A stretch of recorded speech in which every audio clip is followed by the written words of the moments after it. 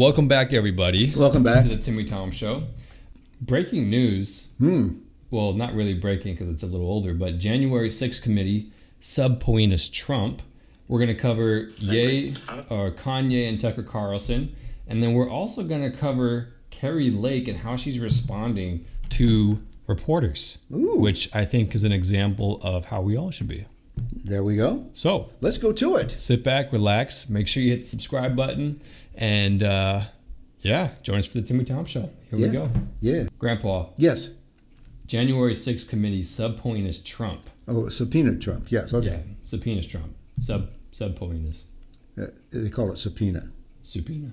Subpoena. Well, why is it spelled that way? I don't know. Okay. It's one of those English words.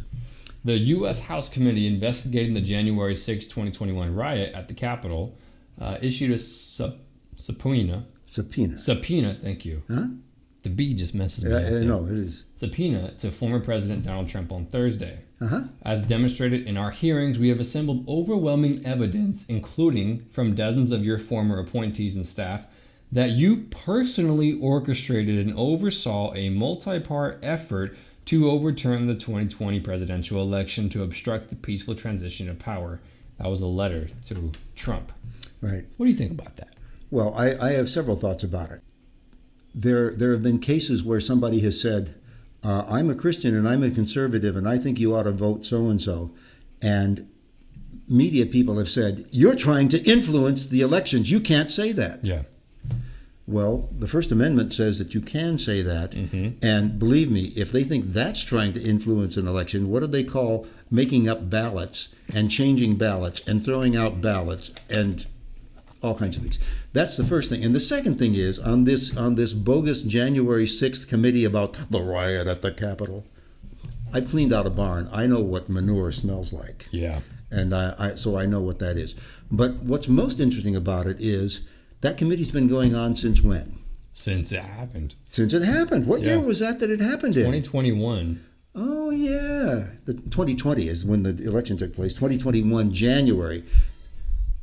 Notice how the committee has really gone really slow unless there's a political question or a political issue coming up. And then it's like, just before the election, this committee's been in recess and been holding back and not done anything that's really noteworthy. Yeah. But now when it's getting close to the election, it's like, now we have evidence. Yeah. That's the same people who said, we have evidence that he's been in collusions with the Russians. Oh, yeah. And then you know what they call collusions with the Russians? That Hillary Clinton was in collusion with the Russians. Of course. Yeah. Of course she was. You know what they call collusion? What? Absolute proof that there was absolute collusion with the Russians. Uh-huh. He talked to a Russian at some point. Oh, that's nice. Yeah. I talked to a Russian at some point in my life, and it doesn't mean I colluded with somebody. Exactly, and I watch movies with a Russian in it. Yes. Dolph Lundgren in Rocky 3. He plays a Russian, yes. But this is all very interesting. Why now? I think it's not just the elections. Think about it. If they can subpoena Trump, I think Trump needs to declare that he's running for office. This is something that Charlie Kirk talks about, because when you're running for office, you have a different set of protection around you. Whereas if you're going to be subpoenaed, if they can indict him and get him in jail, he can't run for president. That's the whole goal. They did a study or a survey. They found that Trump was the most notable politician in America among people who hate him and people who love him.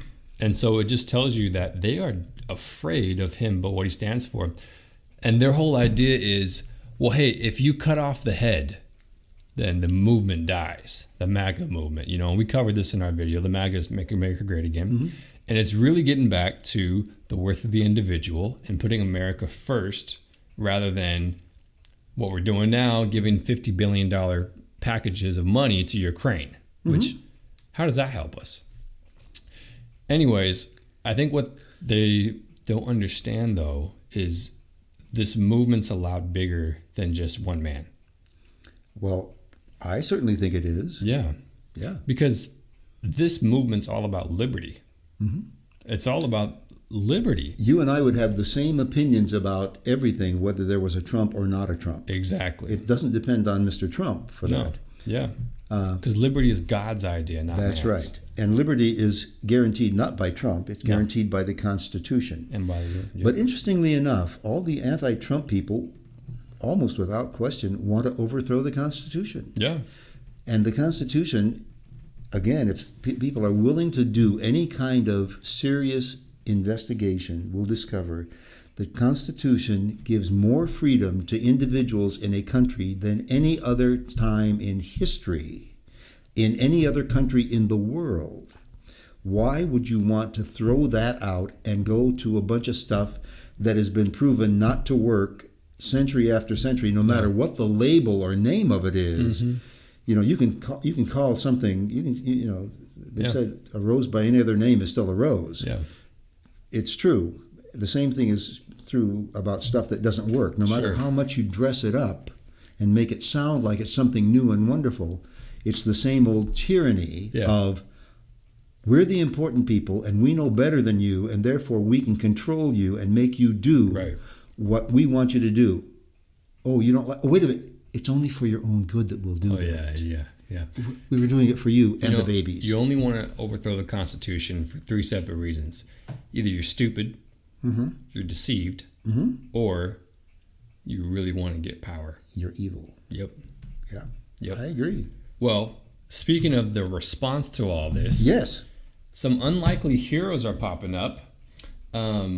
This happened a little bit ago. Kanye West, it was a rapper, and Candace Owens actually at Kanye's fashion show wore shirts that said White Lives Matter. And the whole point in doing that, Kanye said, was because of course they do. Right. But it was also to say, he posted and said, everyone knows that BLM was a scam. Now it's over, you're welcome. That's how it is, right? So there are a lot of donators to BLM. I heard that the lady, Mrs. Osborne. Oh, she wants a refund. She gave $900,000 and she wants it back. Well, check out Kanye, or Ye now, one on Tucker Carlson. Check out what he had to say to Tucker. Ooh, okay. I don't care about people's responses. I care about the fact that there's more black babies being aborted than born in New York City at this point. That 50% of black death in America is abortion. So I really don't care about people's responses. I perform for an audience of one, and that's God. I agree. Amen. Kanye's not right on everything, and some of the stuff that comes out of his mouth I really wonder about. But in this, he's spot on.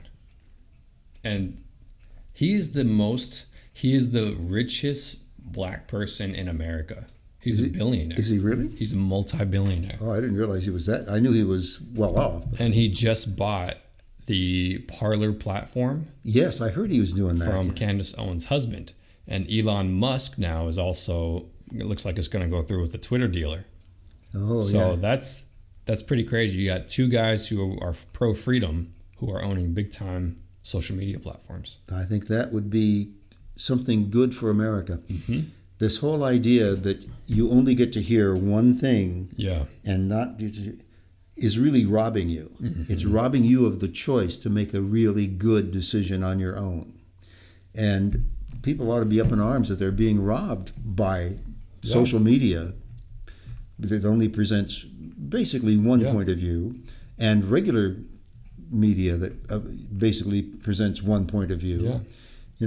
Again, I've always said, get all the information and then you make the decision. Don't let somebody tell you only this is good and everything else is miss or dis. Exactly. What's cool about this is I love Kanye's boldness. He just doesn't care. And that, I wish pastors had that kind of boldness. If you had pastors speaking up like Kanye does right here, it would look completely different. Especially here in California. Jack Hibbs does it. Rob McCoy does it. Other pastors do it. And I think even if Christians, if everything that people and Christians and conservatives believed in private, right? If they just would be the same person in public, that's all that we're asking. Well, we talk to lovely Christians who say, I felt ashamed. I didn't say something at this point because I was shamed. I agree. we're not superhumans. We're susceptible to all the pressures that everybody else is susceptible to. Mm-hmm. We want to be loved and liked by everybody. We want to have friends. We want people to respect us. We want to have good ideas. But those things don't come automatically. Exactly. You have to prepare for those things. You have to get knowledge. You have to explore things. You have to think about them. You have to have a frame of reference that allows you to see below the surface. Yeah. And be able to dissect and say, okay, if this is true, how does that affect this and this and this and this? And if it's not true, what can I build on that's true that will then come up? Yeah. That's up to us. And we have been training, unfortunately, in America, we've been training young people in America and robbing them of the ability to do that and the practice of doing that. And the ability to critically think. How many people do you know who, when you say something to them, say, well, I think this, and you say, why do you think that? They go, because the science says so, or the so-and-so said so, or not because they've thought it through themselves, not because they've examined all the stuff and come to a right conclusion, but because somebody's told them that. Yeah. And, people want to know, where does that come from? Great example, at least in my lifetime, my parents' lifetime more than mine, because I wasn't quite born then. Yep. But Nazi Germany was great.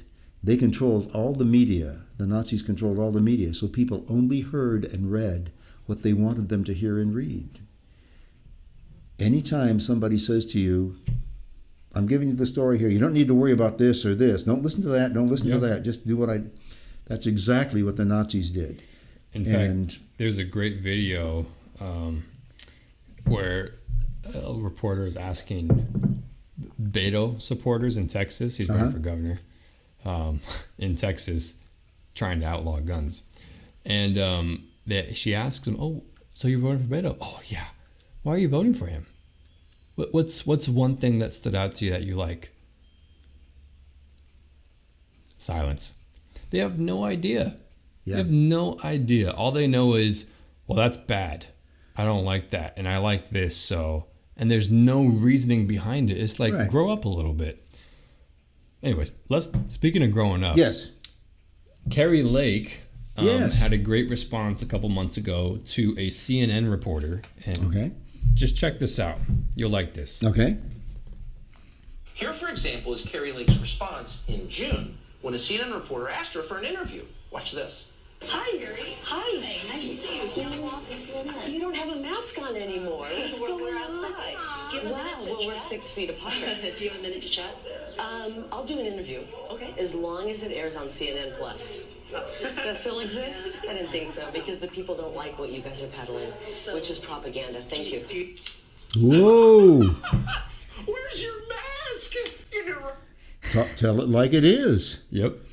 She told it like it is. Yes. And I think that's, at least when you deal with stuff, I mean, one of the people close to me right now, the school that she works at, they have a racial study group that comes in and says, oh, is the school racist, right? Mm-hmm. And so she's basically saying, well, I'm not racist. I mean, look at this. I have this friend, I have this friend, and this friend, and this friend. And it's like, I told her, I said, you don't need to play that game. Don't even play that game.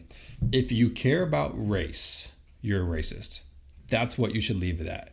Mm-hmm. If someone's concerned about this race and that race, leave it at that. You don't play the game.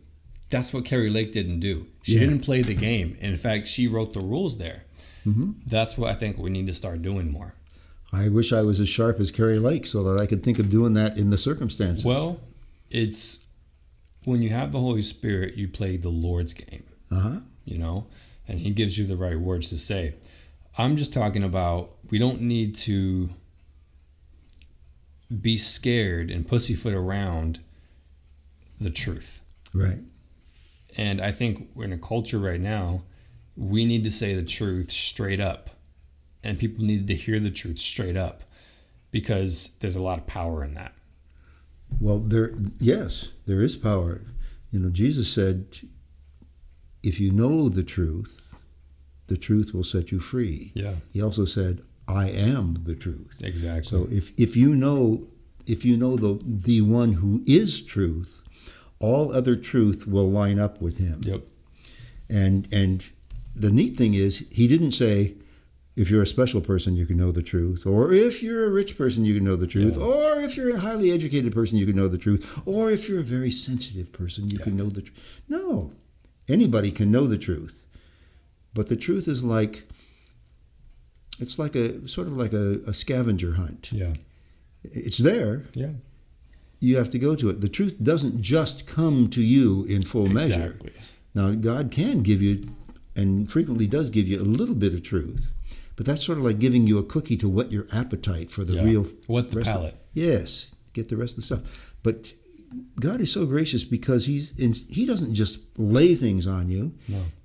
He gives you something that attracts you, and He allows you to be part of the process. Yeah. It'd be great. You know, you talked one time about what kind of people would we be if God just said, everybody's going to love me. I'm going to make them love me. And then did that. That's when you get Hitler. He wouldn't be God any longer. Or Kim Jong-un. Yes, he would be an authoritative dictator. Or that dreaded orange man. Wait, he doesn't belong in the same class as those other guys. No, he doesn't. Because he doesn't force anybody to do anything either. But that's what's so neat about God. He doesn't force, he invites. Yeah. But the really interesting thing about God is when you do some investigation, you will see that God really is not just a kind old guy up in the sky, but he really has power, and power to do anything. But he has loving kindness that keeps him from using that power to our detriment. In fact, George Washington in the Revolutionary War him and his army saw the hand of God so prevalently that he said, if you look at the Revolutionary War and you see the hand of providence and you see how God's protected us and gave us care, and you don't believe in God, or if you just don't want to honor him, you're evil, and basically you're a reprobate. Yeah. That's what he said. Well, sometimes the truth is so obvious, as you've said, that you only have three possible solutions if you don't see the truth. You're stupid, you're deceived, or you're just downright evil. You're downright evil. Yeah. And between you and me, I don't want to be any of those. Yeah. I don't want to be stupid. I don't want to be deceived. Me neither. So, and those are things that you can do something about. Yeah. It's not like, you're born with it and you can't get rid of it. It's great. Einstein had a great thing. He said, you know what the difference between genius and stupidity is? What? He said, genius has its limits. That's clever. Einstein had wisdom. He had a certain amount of wisdom and understanding, yeah. Man. Well, speaking of limits, yes, we've reached our limit for this episode. We have. Yeah.